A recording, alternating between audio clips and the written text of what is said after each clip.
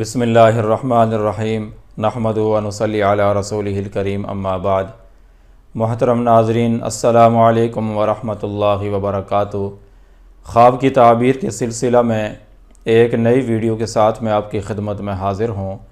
آج کی یہ ویڈیو خواب میں اپنے آپ کو خسی یعنی نامرد دیکھنے یا کسی دوسرے آدمی کو خسی دیکھنے کی تعبیر سے متعلق ہے۔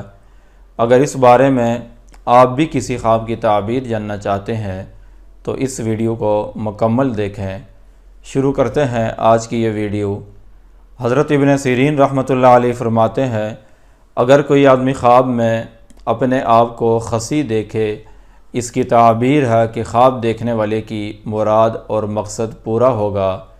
بعض اہل تعبیر اس خواب کی یہ تعبیر بیان کرتے ہیں کہ خواب دیکھنے والے کا بیٹا وفات پائے گا، یا یہ خواب دیکھنے والا اللہ تعالیٰ کی عبادت کی طرف راغب اور مصروف ہوگا۔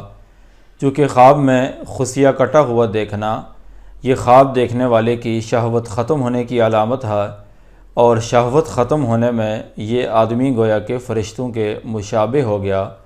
چونکہ فرشتے شہوت سے خالی ہوتے ہیں اور ہمیشہ اللہ تعالیٰ کی عبادت کی طرف راغب اور مصروف رہتے ہیں، تو یہ آدمی بھی اللہ تعالیٰ کی عبادت کی طرف راغب ہوگا اور مصروف ہوگا۔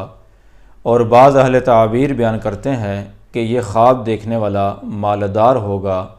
اگر کوئی آدمی خواب میں کسی نامعلوم آدمی کا خصیہ کٹا ہوا دیکھے، اس کی تعبیر ہے کہ خواب دیکھنے والا کسی اپنے پسندیدہ اور نیک صالح آدمی سے ملے گا، جو آدمی اس کو دین کی طرف بلائے گا۔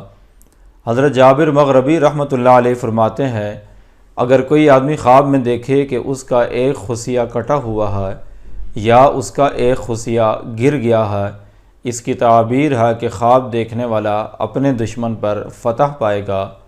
اور بعض اہل تعبیر اس کی یہ تعبیر بیان کرتے ہیں کہ خواب دیکھنے والے کے ہاں آئندہ لڑکیوں کی پیدائش نہیں ہوگی، چونکہ خواب میں خصیے لڑکیوں کی اور بیٹیوں کی علامت ہے۔ اگر کوئی آدمی خواب میں دیکھے کہ اس نے اپنا خصیہ کسی کو دیا ہے، اس کی تعبیر ہے کہ خواب دیکھنے والا اپنی کسی عزیزہ لڑکی کا رشتہ کسی کو دے گا۔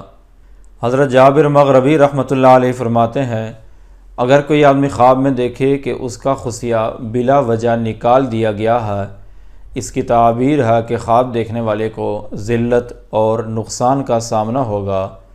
اگر کوئی آدمی خواب میں اپنا عضو تناسل کٹا ہوا دیکھے، اس کی بھی یہی تعبیر ہے کہ اس کو ذلت اور نقصان کا سامنا کرنا پڑے گا۔ اللہ تعالیٰ سے دعا ہے کہ اللہ تعالیٰ ہم سب کی عزت آبرو کی حفاظت فرمائے، اور اللہ تعالیٰ ہمارے خوابوں کو ہمارے لیے رہنمائی کا ذریعہ بنائے۔ وآخر دعوانا ان الحمد للہ رب العالمین۔